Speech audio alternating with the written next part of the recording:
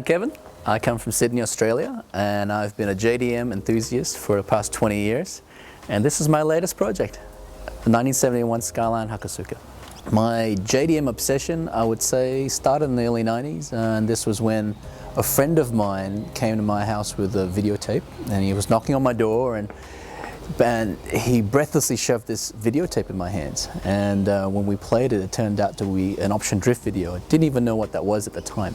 And I remember just spending a few hours being absolutely transfixed, watching cars go sideways around this little track in the back of Japan somewhere. And I didn't know at the time that this is called drifting. But I knew I had to have a part of it. So not long after, the JDM obsession really did start, and I bought an A86. It was an Australian A86, and before long was modified for circuit racing with a twin cam, all the good suspension bits, some LSD, some Group A parts actually. And then after that I had a DR30 Skyline, RS Turbo. This was the FJ20 Turbo. One of the things I remember, getting kicked off the track at Wakefield for drifting. That was followed up by an Integra Type R, DC2R. This was, as all Type R Integras are, one hell of a piece of work. Drove that very happily for about 3 years before I bought an MX-5. This was an MX-5 Clubman, first generation NA8. So before long I had coilovers and an LSD and all kinds of the usual mods that you get with MX-5s. And that was great fun for about 6 months. And then I became a dad and became responsible. So the MX-5 wasn't a drifter anymore, it became a daily driver. After that, I found a Mazda Luce HC3S in the back of a junkyard. It was basically a mid-80s 929, which in Japan's called a Luce, so it's a big four-door sedan, and except that it was one of the few thousand that Mazda made with a 13B turbo. The Luce was a lot of fun, but as a restoration project, it's finished. So then, out of the blue, I found myself in Japan. I can remember very clearly, it was one evening where we were visiting the Super Autobucks. There was a beautiful, beautiful silver coupe Hakosuka Skyline, and it was parked in the service area. It was under all the lights, and I remember looking at that car for a very, very, very long time. At that point, I made up my mind I was going to get one. It was about December of 2007 when I finally found the car I wanted, and I paid for it.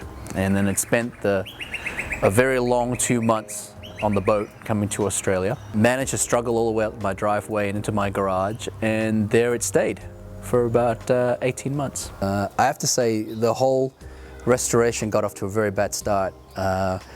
I opened the door and the floor pans had an inch of water. I put my foot on the clutch and the pedal went straight to the floor, and the car wouldn't start. So we got off to a pretty bad start. But I think a turning point of the restoration came when I started to take the engine apart. And that was when we realized that it really wasn't stock. And the more we took things apart, the more we realized that someone in Japan had really had some very, very big plans with the engine. It had 12-to-1 compression custom HKS pistons. The cylinder head had a lot of work, huge ports, about the biggest valves you could fit in, custom valve train, and a huge cam. It looked like everything was really thrown together at the last minute with some standard parts and some worn out parts and some broken parts and put on the market for sale. So that was the big challenge, which was to find out where the previous restorers' efforts stopped and where we had to carry them on. Now this car is a 1971 model. It's actually a Skyline 2000 GT. So it's not the GT-R model, which is called 2000 GT-R. Basically, it's like a lot of 60s cars that you see. It's got very sober, formal lines. It's a sort of car that has a lot of very fine chrome and fine detailing. It's a sort of car that you would imagine your school headmaster driving to church on Sundays. Now, in terms of some of the features of the car, what the car has are the flares and the spoilers from the 2000 GT-R race cars. In terms of the engine, it's an L28, bored out to 3 litres, so I guess it's an L30. Puts out about 280 horsepower. In terms of transmission, it's a 280ZX 5-speed. The clutch is a Nismo 3-puck running through a standard pressure plate. The diff is currently an R180 open diff with a 4.6:1 gear, which is really, really low, but a lot of fun. In terms of suspension, the front's got Coney coilovers with 250-pound springs and Datsun camber tops. And at the back, they're GAB 8-way adjustable shocks and 1,100-pound springs. And the wheels are Watanabe, 8-spoke in the front and R-type at the back. The interior is stock for the most part. The driver's seats are Recaro, an old Recaro OLS I've had for 20 years. The steering wheel is a Nismo Comp. Gauges, there's some Omori gauges. There's an oil pressure gauge from Omori. There's an odometer tachometer, which some people don't like, but I like it because I can see it in the dark and it's actually quite accurate. The rest of the interior has been reupholstered in Japan, so there's a black and red color scheme, which is not really standard. Standard should be black on black. One of the things that I think is very important with a car like this is just to get the right flavor, the right period correct flavor for it. And so I'm always surprised but how well supported the Skyline Hakosuka is in Japan, because you can get all these reproduction stickers and emblems and badges. All these things are still available for enthusiasts restoring a Hakosuka, so you can really get the car looking as it should.